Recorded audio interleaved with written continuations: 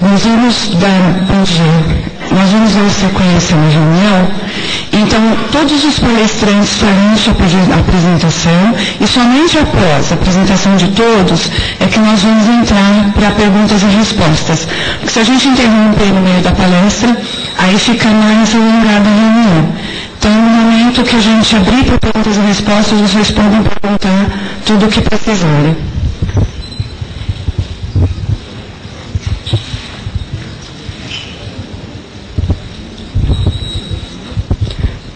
Então, como primeiro palestrante, nós vamos ter a doutora Cari, onde vai trazer um pouco das novidades e a gente espera que sejam muito boas, se Deus quiser. Segundo a doutora Rita, se Deus quiser, tem notícias boas, né? Tecnologia, só tirar aquela folha ali.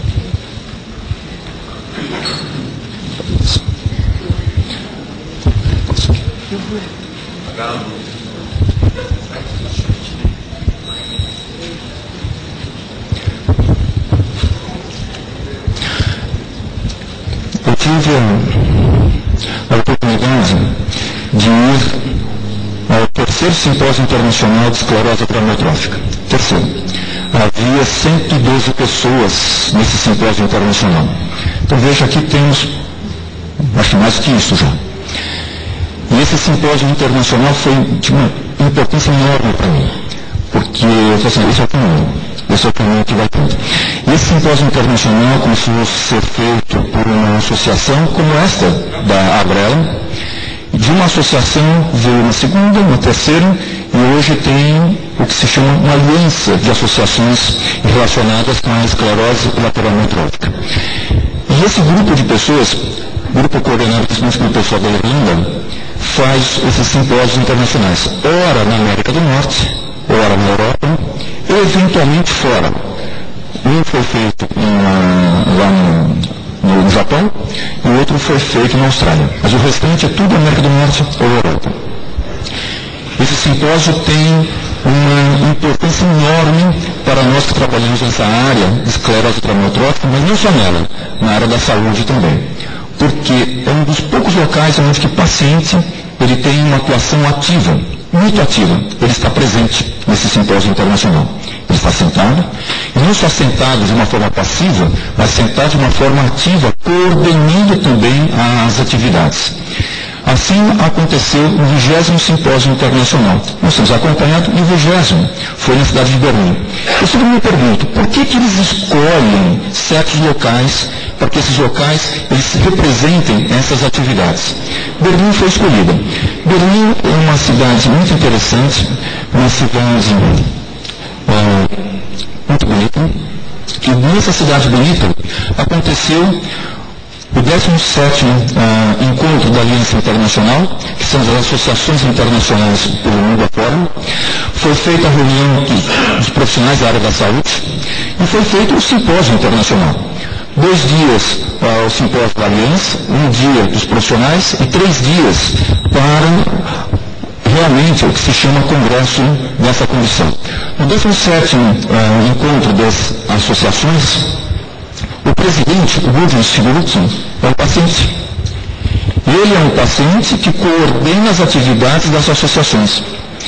O tesoureiro honorário é o número fixo e há certas pessoas que são conselheiras. Dentre os conselheiros, o Francisco Vota, representando a Abrela, representando o Brasil, já no Conselho Internacional. Isso tem uma importância muito grande para nós.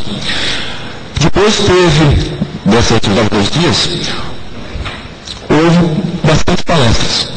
Entre essas palestras também dadas pelo Francisco e dada pela Marcela Gontijo. Pessoas que estavam representando o Brasil há anos. Eu, o Francisco, a Marcela Gontijo e a Silvia Totorella. Em 22 países representados, dentre eles o Brasil, e o Brasil sendo representado pela Abrela e sendo representado pelo Instituto Paulo Gontijo também. Principalmente a parte de pesquisa. Em relação ao 20º Congresso, 62 países foram representados, estão presentes lá. Entre eles o Brasil, participantes, 858 participantes, deve ter um número um pouquinho maior do que este ainda, porque nós estamos compilando as pessoas que estão chegando no final, e do Brasil 8 representantes. Dentre as pessoas, a Adriana Klein, Francisco Roca, Leonardo, Marcela Pontis, Patrícia Stanicha, Sisto Torella, Tatiana Mesquita, e foi possível captar bastante informações que essas pessoas vão trazer, esqueci de quanto eu cheguei aqui. Tem mais representantes marcando.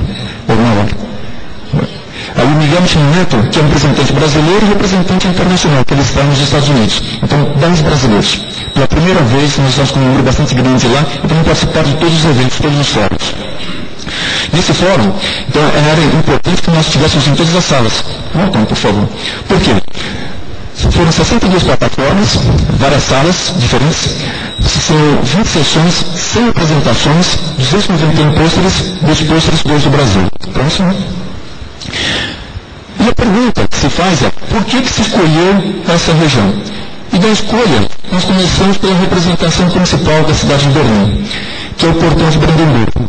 O Portão de Brandenburgo tem em si uma quadrilha, ou seja, 4 cavalos, puxando uma estrutura que tem ali nesse cavalo, onde que está a deusa grega Irene, ou Irene para nós, que é a deusa da paz. E é estranho falar em paz naquela região que é tanto trabalhada do ponto de vista de guerra. E ela era puxada, portanto, por 4 cavalos. Se nós formos ver as fotografias de Berlim, o Portão de Brandenburgo aparece em várias delas, em vários momentos muito importantes e especiais da história alemã e da história europeia e da história mundial também. Napoleão Bonaparte entrou no Portão de Brandenburgo. Vocês podem ver que a quadrilha, ela está para o lado, aqui nós estamos vendo o lado oeste. Aqui nós estamos vendo 1871, lado oeste também. Próximo, por favor. Aqui, já em 1936, na abertura dos Jogos Olímpicos, Hitler está vindo lá do leste para o lado oeste da cidade, que é a abertura dos Jogos Olímpicos. Veja que a quadrilha está bem para frente também. Aí depois tem a Guerra Mundial. Na Guerra Mundial, próximo, Thiago, por favor. Na guerra, a destruição completa, quase completa, do Portão de Brandenburgo. Aí depois foi feita a reconstrução desse portão próximo. Thiago, próximo. Esse portão foi feita a reconstrução. A Alemanha foi dividida em 4 setores. Desculpa, 2 setores, setor ocidental e setor oriental. O oriental pelos russos e o ocidental ficando com os ingleses, com os americanos, com os franceses, tomando conta dessa região ocidental. A cidade de Berlim, muito importante, também foi dividida. Ela foi dividida pela parte leste e na parte oeste. A parte leste com os russos e a parte oeste com os 3 representantes. E assim, fazendo divisa da parte leste para oeste, nós temos de novo o Portão de Brandenburgo. Havia passagem de pessoas de um lado para o outro lado de uma forma livre, depois essa passagem começou a ficar um pouco mais dificultada. E as pessoas que estavam morando na parte leste começaram a passar para o lado oeste. E assim, os controladores da parte leste começaram a colocar obstáculos, fios, arame, até que chegou num certo ponto, dentro dessa condição, 1861, para passar de um lado para o outro lado, já era mais difícil, e veja aqui, que eram pessoas do lado leste tentando passar para o lado oeste. E vejam que a quadrilha ela está voltada para o lado oeste agora. Porque na reconstrução da quadrilha, ela foi feita em parte pela parte ocidental, em parte pela parte oriental pelos russos. Só que o portão pertencia exatamente à parte leste. E, logicamente que eles mudaram a posição da quadrilha, colocando para o lado oeste. Houve uma briga muito grande entre o oeste e o oeste, dentre os seus representantes, mas assim ela ficou para o lado oeste. Próximo. No dia 13 de agosto de 61, foi fechado essa passagem. A passagem que era livre, fechada, e foi construído um muro que dividiu a parte leste e a parte oeste, e nós acompanhamos essa história toda. Em 1988, o muro todo pichado. Aqui nós estamos vendo ao lado oeste, vendo já o lado leste, com a bandeira lá da Alemanha Oriental, que aparece. Próximo, por gentileza. Nós estamos vendo pela parte leste aqui o Tiergarten, aqui o muro fechado, que está é a parte leste. O Alexanderplatz é uma torre bastante alta, e essa torre é uma torre de televisão. É a torre mais alta que tinha da cidade de Berlim, para mostrar o poderio de uma certa condição política. Aqui nós temos uma representação de uma gravura, o que seria o muro representado, o lado leste, o lado oeste, do lado oeste tem a República Democrática da Alemanha. E essa condição de separação de separação com esse muro, e vem essa separação até por tempo. Já é uma história já nossa que nós conhecemos muito bem. Eis que, dia 9 de novembro de 89, algumas pessoas começaram a divulgar que estava tendo uma passagem livre do lado leste para o lado oeste. E o interessante é que isso vinha de um mal entendido de um documento que foi divulgado do lado leste para o lado oeste. Ou seja, que pessoas a pé poderiam passar de um lado para o outro lado. Mas a verdade é que não existia esse documento tão oficial. E muitas pessoas perceberam importante. Os soldados, puxa vida, o que acontece? Não, saiu por liberação, saiu de liberação. E antes que poucas pessoas iam para esse portão, e de repente a multidão chegando lá, e alguns dias esse portão está praticamente caiu. Ou seja, a passagem livre começou a acontecer entre um lado e outro lado. Mas antes que acontecesse essa passagem livre, várias pessoas morreram, tentando passar de um lado para o outro lado, ou mais para o lado leste, para o lado oeste, à procura de alguma coisa. Dentre os indivíduos, o primeiro foi Peter Fletcher, um moço de 18 anos, assassinado. Dia 24 de agosto, Winterlift, 24 anos. O último indivíduo a morrer, tentando passar de um lado para o outro lado, de uma forma mais livre, foi Winfried Friedenburg.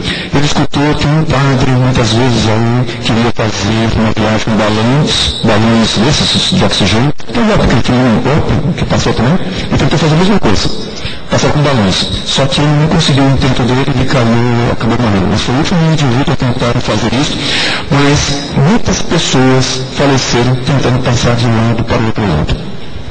Por que eu conto essa história? Essa história ela reflete muito bem a história da esclerose lateral amiotrófica. É a mesma coisa, é do mesmo jeito. É uma história que ela vem já há algum tempo já. Ela não nasceu ontem, ela nasceu já há bastante tempo. Temos informações já de anos a respeito da esclerose lateral amiotrófica. Só que ela ficou como uma doença esquecida, uma doença rara, uma doença incomum. E sendo uma doença rara e incomum, por que as pessoas não estudaram? Por que as pessoas não informam? Os indivíduos vão começar a notar a importância quando ela começa a ser aparente, começa a ser presente. E dentro dessas condições, 89, essa marca é muito interessante, porque começa o primeiro simpósio internacional de esclerose lateral amiotrófica. Esse primeiro simpósio foi com um grupo pequeno de pessoas interessadas no assunto que era considerado novo. Havia poucas pessoas, e o conhecimento nessa oportunidade era um conhecimento pequeno. O que nós tínhamos, que poderia ser uma doença relacionada com estresse oxidativo, teria uma relação com o glutamato, será que tinha alguma base de autoimunidade, será que tinha alguma base de fatores neurotróficos, era uma doença infecciosa, e dizia-se na época, não é uma doença genética, não tem base genética definida, envolvida nessa enfermidade. Passaram-se 10 anos porque em 99, Abraham, como nós começamos a participar de uma forma todo olho realmente, de uma forma muito ativa, mas não só com um indivíduo com intenção, já com um grupo de pessoas, procurando outras informações também. 10 anos depois, as informações cresceram. Realmente tinha uma autoimunidade envolvida, de uma forma primária ou secundária, tinha um fator viral envolvido em algumas condições, fatores neurotróficos, apareceu a mutação da supravegemitase, ou seja, tinha uma base genética envolvida com uma parcela dessa enfermidade. E tínhamos algumas perguntas. Será que tem alteração proteica? Será que é uma doença motora pura? Não tem outro envolvimento também? E como que ela poderia estar relacionada com outras condições, como neurofilamentos, metal pesado, toxicidade ambiental e outras perguntas que foram feitas 10 anos depois. Já estamos em 2009. Agora, antes do simpósio, é o que a gente começa aqui. Antes do simpósio já temos uma porção de informações que realmente tem um processo inflamatório, várias células estão envolvidas, tem um fator de crescimento neuronal envolvido, as proteínas elas são alteradas, existe uma alteração em proteínas que mantém a vitalidade da célula, existem alterações de proteínas que fazem com que a célula ela entre em um processo de morte, e começamos a ter as informações a respeito de medicamentos, fatores neuroprotetores, começamos a descobrir que realmente, que é aquilo que se fala aqui, estou são iguais, todos são diferentes, e é verdade isso. Embora certos indivíduos tenham uma mutação, tenham um defeito genético, a doença não se expressa sob a mesma forma, ela se expressa sob formas diferentes. Se ela se expressa de formas diferentes, nós temos fatores outros neuroprotetores, e quais são esses fatores neuroprotetores? Nós começamos a aprender bastante também a respeito desta nova fase, e também quais são os genes envolvidos, terapia genética e célula-tronco, isso antes do congresso. Isso tudo é importante porque, igualzinho que aconteceu em relação à separação da Alemanha, igualzinho que aconteceu em relação ao portão de Brandenburg. Nós estamos vivendo aquela fase onde, da bancada, o que as pessoas fazem na bancada, o que as pessoas descobrem na bancada, nos seus laboratórios, no dia a dia, o contato com os pacientes, o contato com os cuidadores, com as associações, com essas reuniões, todas essas descobertas, elas têm que passar para o paciente. Elas têm que passar pelo portão. Elas têm que atravessar. Só que atravessar o portão, muitas vezes, nós temos barreiras. Nós temos o arame, nós temos o soldado, nós temos gente controlando e temos ideologias controlando, que é pior do que de todas as barreiras. São as ideologias do certo. Não estou dizendo quem está errado, de um lado e do outro lado. Mas muitas vezes, só em pensar é muito ruim. Daí a necessidade das múltiplas ideias das pessoas. E as múltiplas ideias, elas fazem simbilinho, igualzinho que aconteceu com aquelas pessoas. Uma chegam, 10 chegam, 1000 chegam, e elas atravessam as barreiras. Então nós temos que passar exatamente dessa fase da bancada para o outro lado. E esse outro lado que é o paciente. E mais ainda, nós temos que sair da experiência, que muitas pessoas falam, é a minha última experiência. Experiência não é a última nunca. Experiência é um sentimento que nós temos dentro de nós mesmos, um sentimento belíssimo. Experiência não é desejo. Desejo faz sofrer, esperança não faz sofrer. Experiência nunca é a última. Ela está presente sempre e é ela que faz com que nós passemos de um lado para o outro lado sob uma forma livre. E mais ainda, voltarmos.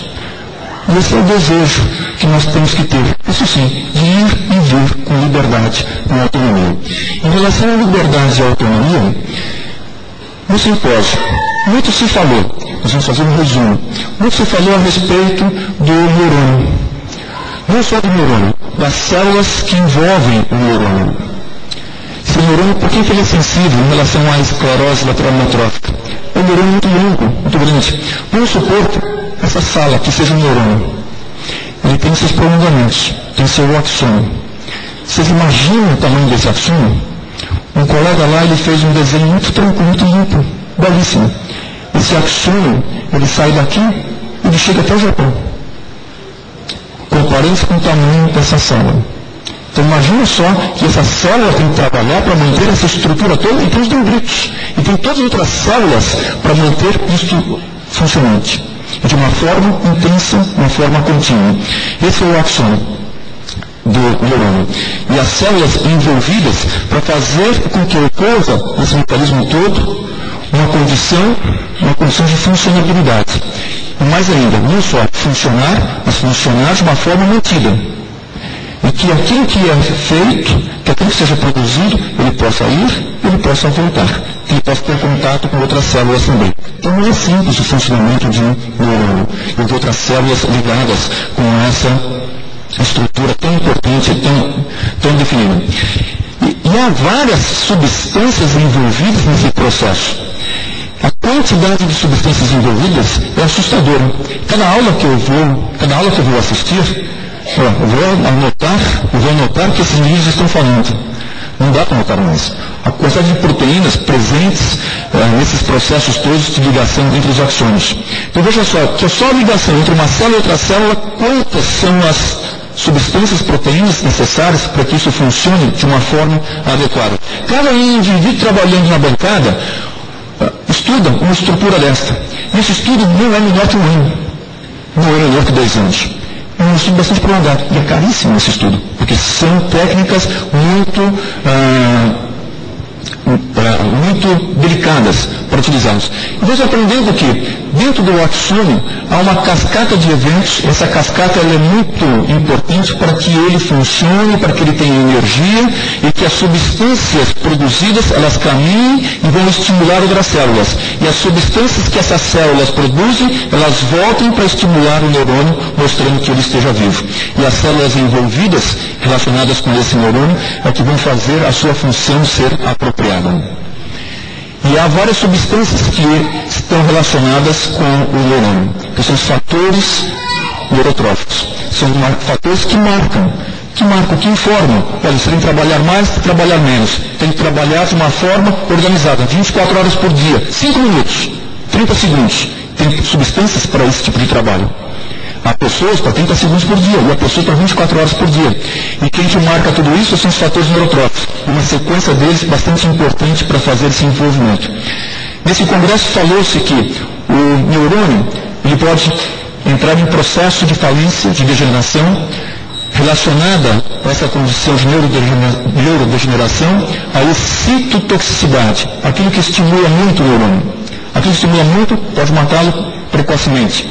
Ou a situação de formação de radicais livres. A célula, para funcionar, ela tem que fazer energia.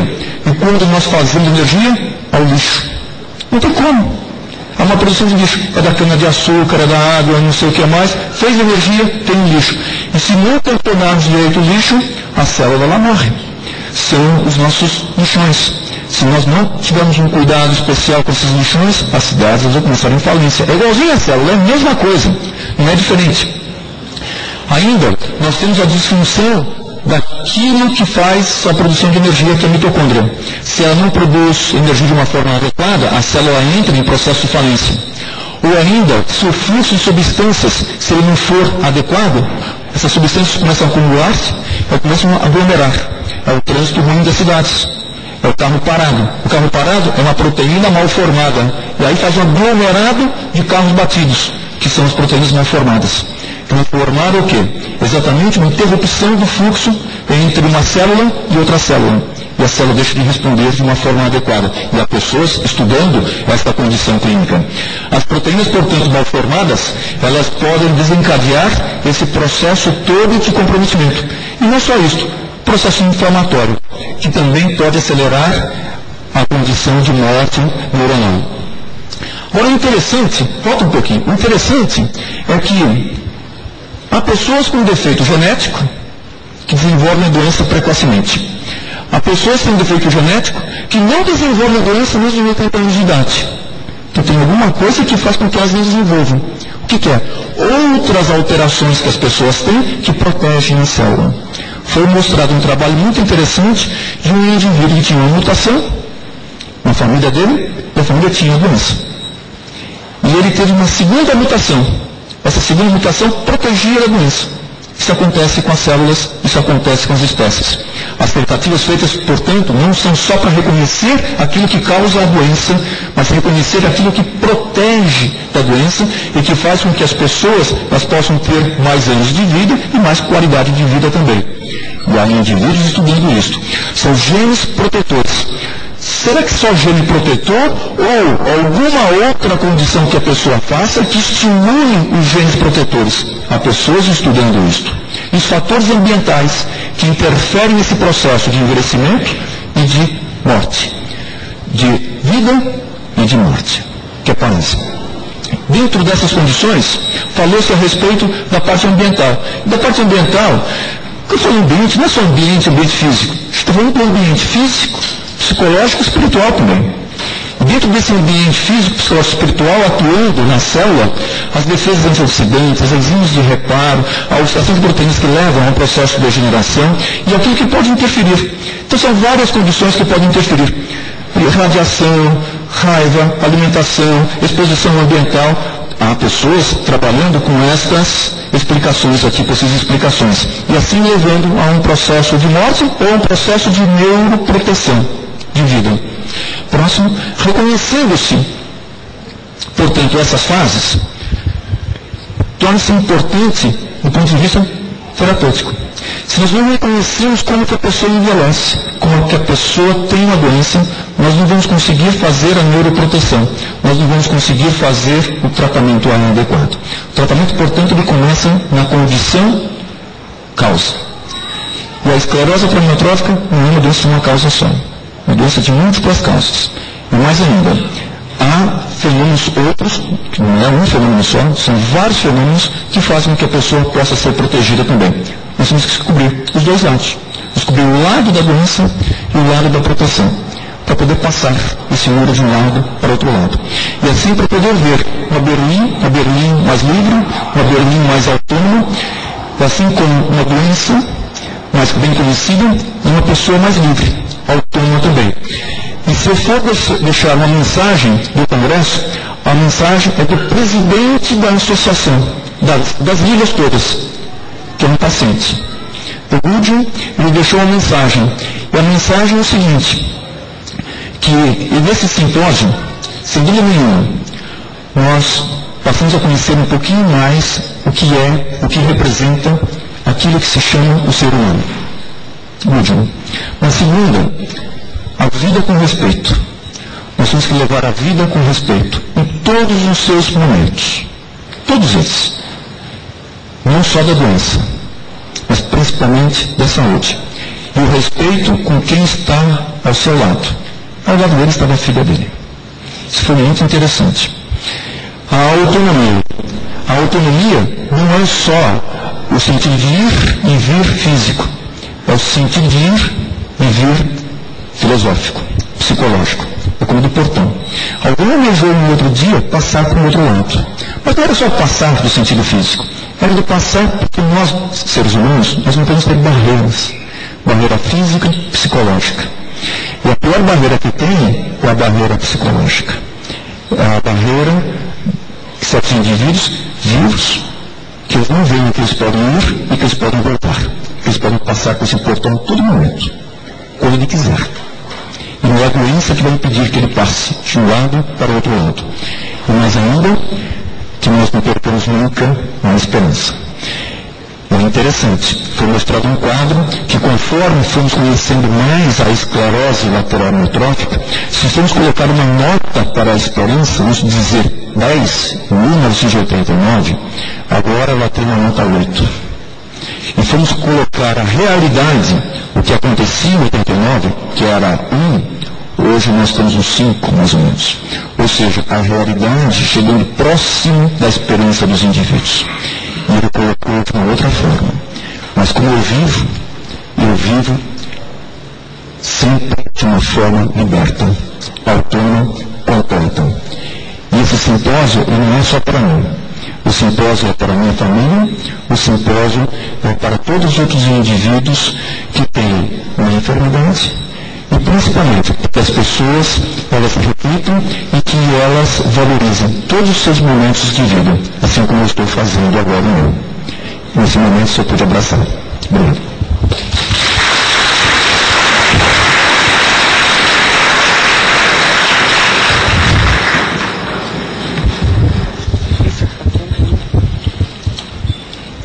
Dando continuidade, portanto, não contou, está pronto já? Não contou, preciso colocar lá no quadro. Desculpe, não coloquei porque nós chegamos às 10 da noite. Então, eu tinha que fazer esse resumo para hoje.